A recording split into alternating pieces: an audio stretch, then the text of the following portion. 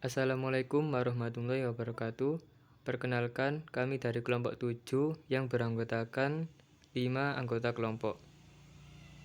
Yang pertama, Sahira Putri Ayu Lestari. Yang kedua, Anindya Abel Firdiansyah. Yang ketiga, Aziz Firmansyah. Yang keempat, Muhammad Afid Sirot. Yang kelima, Muhammad Rifki. Di sini kami akan mempresentasikan materi tentang analisis air. Pengertian air. Air adalah senyawa yang penting bagi semua bentuk kehidupan yang diketahui sampai saat ini di bumi, tetapi tidak di planet lain. Air menutupi hampir 71% permukaan bumi, terdapat 1,4 triliun kilometer kubik atau 330 juta mil tersedia di bumi. Air merupakan sesuatu yang berbentuk cair yang bisa menyesuaikan bentuk sesuai dengan wadahnya. Air juga merupakan salah satu kebutuhan manusia yang sangat penting karena digunakan untuk minum, masak, dan mencuci. Tetapi, tidak semua air baik digunakan karena air yang baik mempunyai ciri-ciri khusus yang menerangkan bahwa kualitas air itu baik.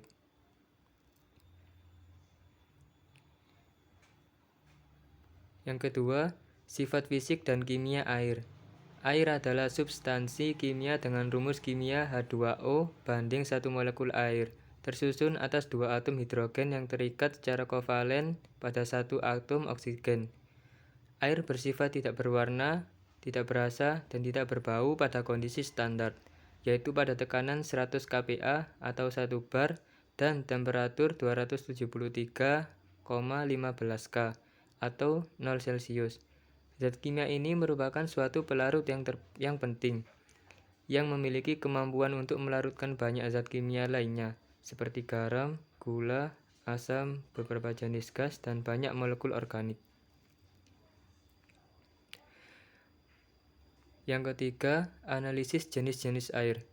Analisis jenis-jenis air. Secara umum, air untuk minum dan memasak harus sehat, ia harus aman secara bakteriologis dan kimiawi untuk diminum dan rasanya enak. Air yang bagus harus jernih, tidak berwarna, dan tidak memiliki rasa atau bau yang tidak sedap. Air sendiri menjadi kebutuhan dasar manusia. Banyak tips kesehatan yang akan menyarankan meminum air putih yang banyak, namun minum air putih yang banyak ternyata tidak cukup untuk membuat hal itu menjadi salah satu penunjang kesehatan kita. Air putih yang kita minum juga harus terjamin kebersihannya. Sebenarnya ada banyak jenis air yang berbeda dan mereka memiliki beragam fungsinya. Misalnya, air yang disediakan untuk keluarga saat makan malam dan air yang digunakan untuk mencuci piring harus memenuhi ketentuan yang berbeda. Demikian pula, air yang digunakan untuk mencuci piring tidak boleh sama dengan air yang digunakan di taman. Berikut adalah penjelasan tentang jenis-jenis air.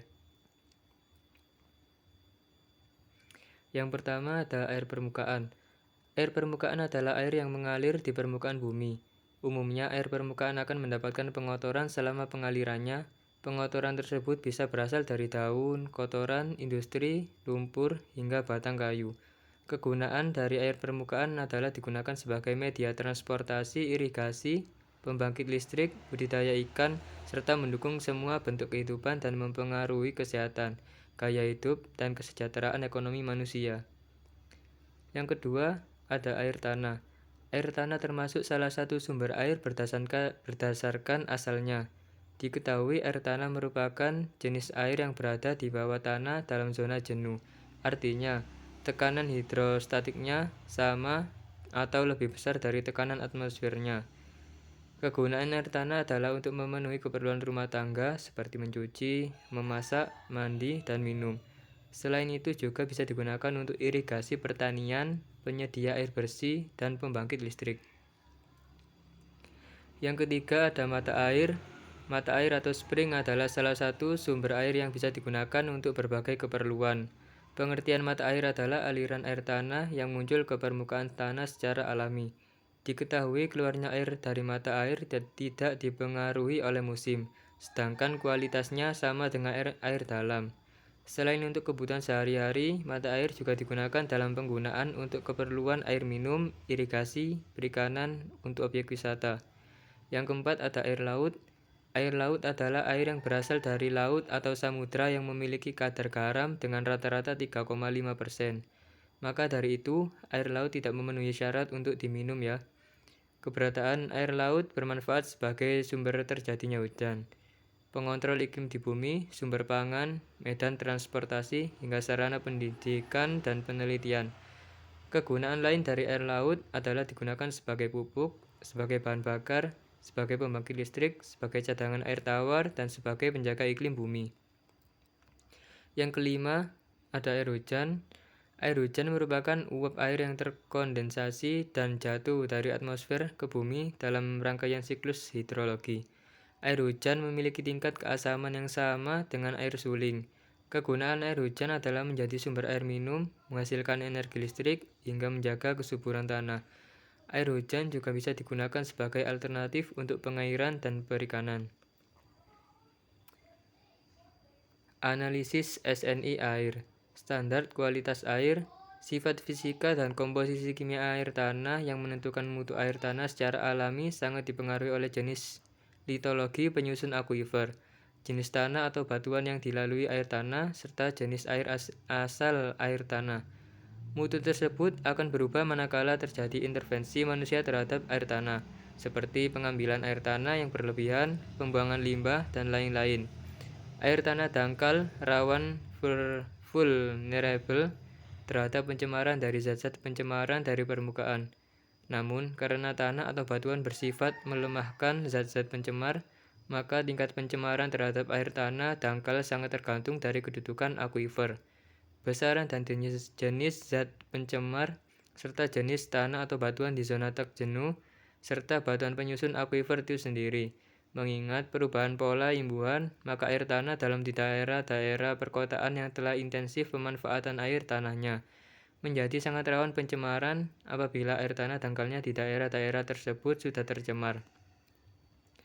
Air tanah yang tercemar adalah pembawa bibit-bibit penyakit yang berasal dari air atau waterborne diseases. Dalam menjamin bahwa itu air aman, higienis, dan baik serta dapat digunakan untuk konsumsi baik secara langsung ataupun tidak langsung, maka harus terpenuhi syarat-syarat berikut. Syarat kimia. Syarat kimia air minum yang baik harus tidak mengandung unsur-unsur kimia yang jumlahnya melebihi batas standar air. Parameter ini merupakan pengujian yang lebih kuat daripada parameter fisika dalam penentuan kualitas air yang termasuk ke dalam parameter kimia adalah kesadaran, alkalinitas, besi, mangan klorida, zat organik, sulfat, fosfat, logat berat, dan nitrogen atau nitrat, nitrit, dan amonia. Baik, kesimpulan dari materi di atas ialah air merupakan sesuatu yang berbentuk cair yang bisa menyesuaikan bentuk sesuai dengan wadahnya. Air juga merupakan salah satu kebutuhan manusia yang sangat penting karena digunakan untuk minum, masak, dan mencuci. Tetapi tidak semua air baik digunakan karena air yang baik mempunyai ciri-ciri khusus yang menerangkan bahwa kualitas air itu baik. Dalam menjamin bahwa air itu aman, higienis, dan baik serta dapat digunakan untuk konsumsi baik secara langsung ataupun tidak langsung, maka harus terpenuhi syarat-syarat seperti syarat kimia. Baik, mungkin cukup sampai sini presentasi dari kelompok kami. Apabila ada kesalahan kata, mohon dimaafkan. Sekian presentasi dari kelompok kami. Assalamualaikum warahmatullahi wabarakatuh.